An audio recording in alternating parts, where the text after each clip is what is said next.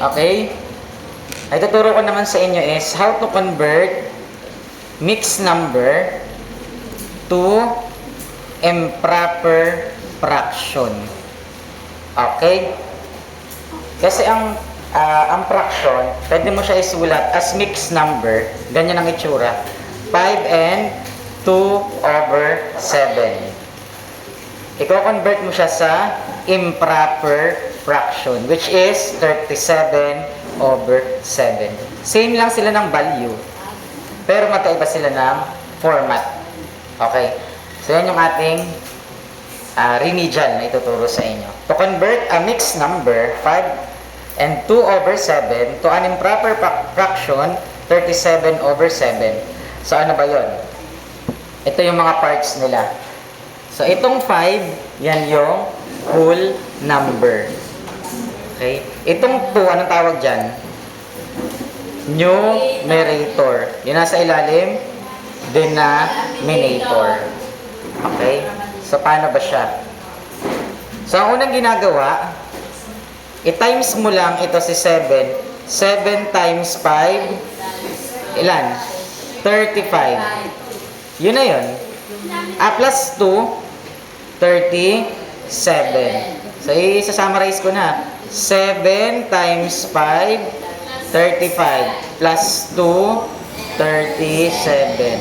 Ano yung denominator? 7. So, ito na yung sagot. Okay? So, pakibasa na lang yan. Yan na yun. So, another example. Itong denominator, itatimes mo, imumultiply mo kay whole number. Yung sagot niya, i-add mo kay numerator. Okay, let's start. 5 times 4, 20. Plus 2, 22. That's why the answer is 22 over 5. Okay. Yung denominator, kinokopya lang. Or 22 pips. 22 pips. Naintindihan? Number 2. So, convert this into improper fraction. Okay. Ano gagawin? 8 times 5 plus 3. That's why the answer is 43 over 8. Mahirap, madali? Okay, next. Number 3. Sige daw, who wants to answer? Go. Yes? 22. O, tingnan natin. 9 times 2, 18. Plus 4, 22. 22. Pero hindi lang 22 ang sagot. Ano? 22 over 9. Naintindihan? Okay, very good. Next, number 4. Ano nga? 7 times 5, 35. Plus 6, 41. 41 over 7. Okay. Go. Raise your hand. Sino sasagot? Go. Ibigay mo na yung sagot. Ay, lumumi.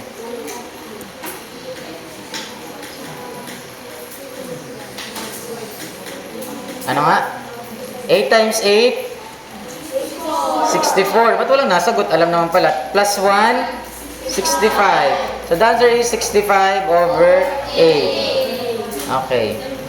Kaya na? 65 over 8. Next. Number 6. Oh.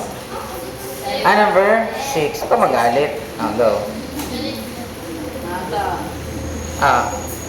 14 times 4?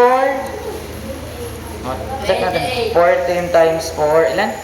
4 times 4, 16, carry 1, 4, 5, 56. Plus 3, 59. That's why the answer is 59 or 59 fourths. Kaya 1/4, di ba ganun yan?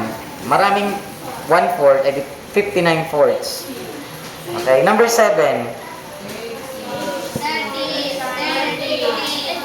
5 times 6, 30. Plus 3, 33. That's why the answer is 33 over 5. 33 over 5. Any question? Okay, ikat na natin.